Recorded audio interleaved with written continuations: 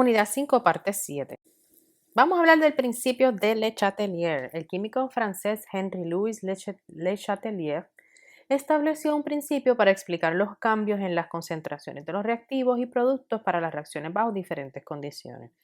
El principio de Le Chatelier establece que si el sistema en equilibrio es perturbado por cambios en concentración de sus reactivos o productos, cambios en temperatura, cambios en presión o volumen, el sistema se desplazará en la dirección que contrarreste la perturbación. Vamos a ver ejemplos para poder entender este concepto.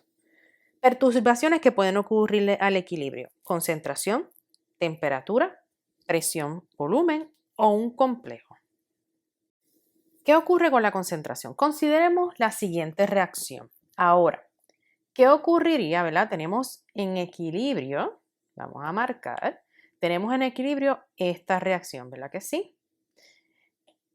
¿Qué ocurriría si decidimos añadir más NO2 al equilibrio alterándolo?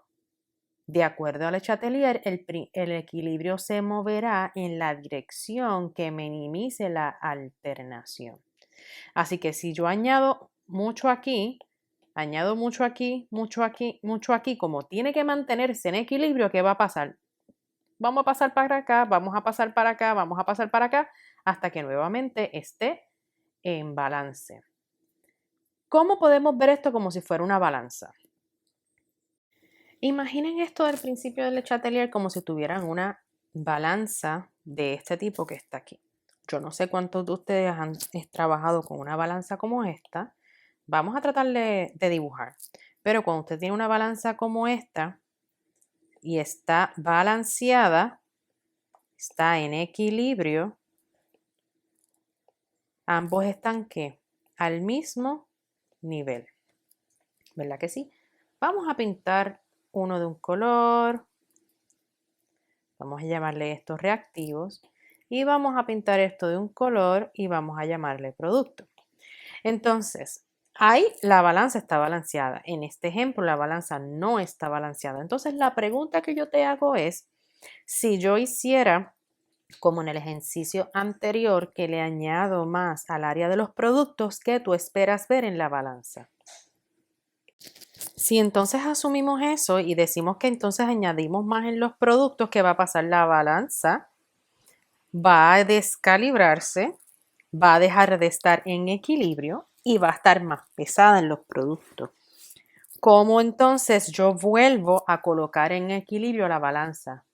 Bueno, pues entonces sacando parte de lo que está aquí. Aquellos que han trabajado con balanzas como esta lo saben. Tienen que sacar parte de lo que está aquí y moverlo acá hasta que entonces llega a equilibrio.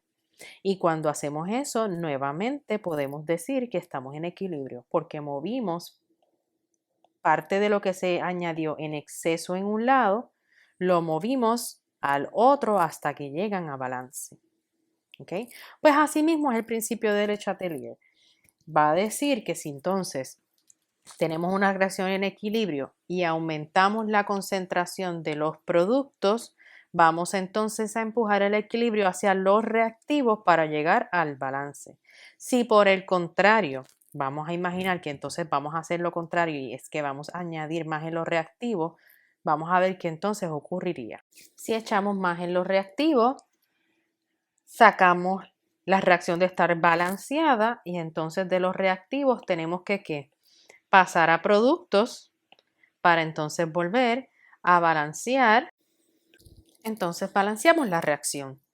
Así que así es el principio de Le Chatelier, como si fuera una balanza. ¿Por qué? Porque la ecuación está en equilibrio.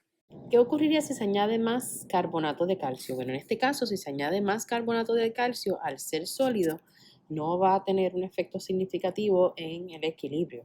Así que por esa parte, el equilibrio se queda igual. Ahora, si se fuese a añadir más dióxido de carbono, entonces sí, el equilibrio se movería hacia la izquierda.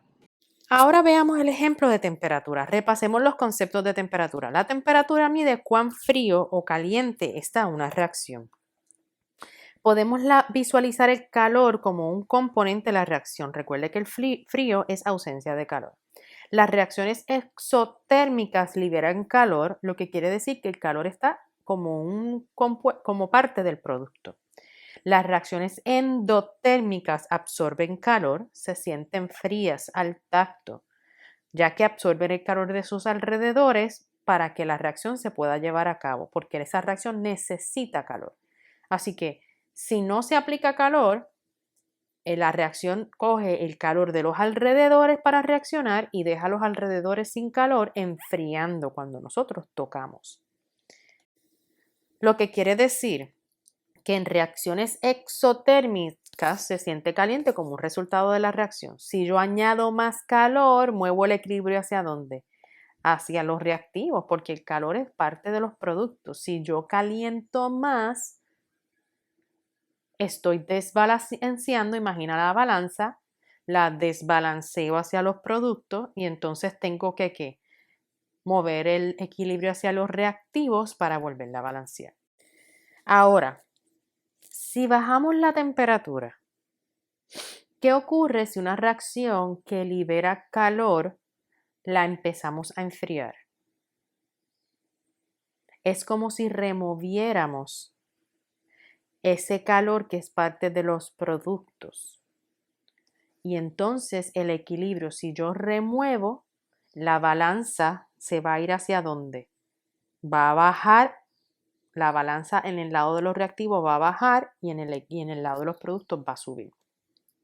Porque yo no estoy añadiendo calor para bajar la balanza. O sea, si yo estuviera añadiendo calor, esto haría esto, ¿verdad? Y no me queda de otra que enviar hacia los reactivos y mover el equilibrio hacia acá. Pero ¿qué ocurre si por el contrario yo remuevo calor en los productos? Es como si yo le quitara a la balanza y si yo le quito un lado, ¿qué va a hacer? Se cae del otro. Así que va entonces a tener que los reactivos producir más productos para compensar y el equilibrio se mueve entonces ¿para qué lado? Para la derecha, para los productos. Ahora, reacciones endotérmicas que se sienten frías al tacto, lo que quiere decir que el calor es parte de los reactivos. Remueven calor de los alrededores, enfriando el alrededor, provocando la reacción. Si calor es parte de los reactivos y yo añado calor, es como yo hacer esto. Y entonces, ¿qué va a pasar? Bueno, yo tengo que entonces echar aquí para que se vuelva a balancear. Entonces, la reacción va hacia los productos, se producen más productos.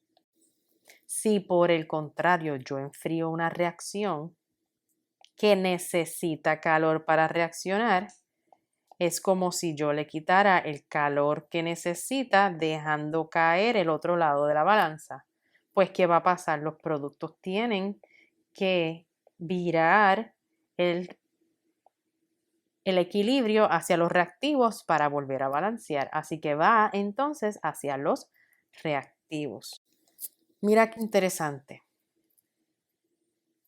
Esto que está aquí es un reactivo que es sin color.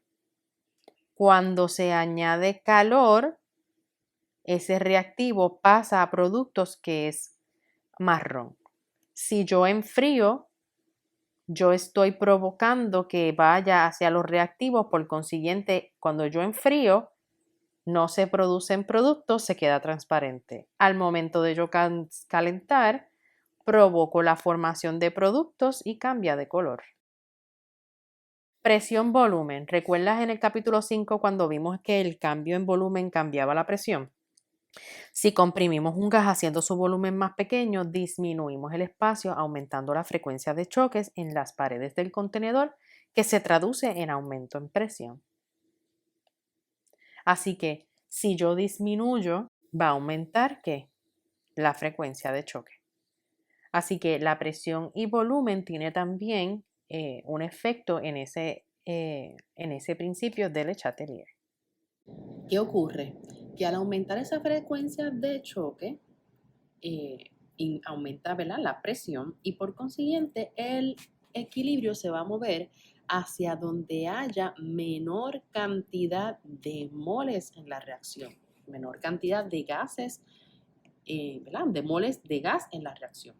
En el caso de cuando se aumenta el volumen, que es entonces el efecto contrario, disminuye la presión, disminuye la frecuencia de choque y por consiguiente se va a mover el equilibrio hacia donde hay mayor cantidad de moles del gas.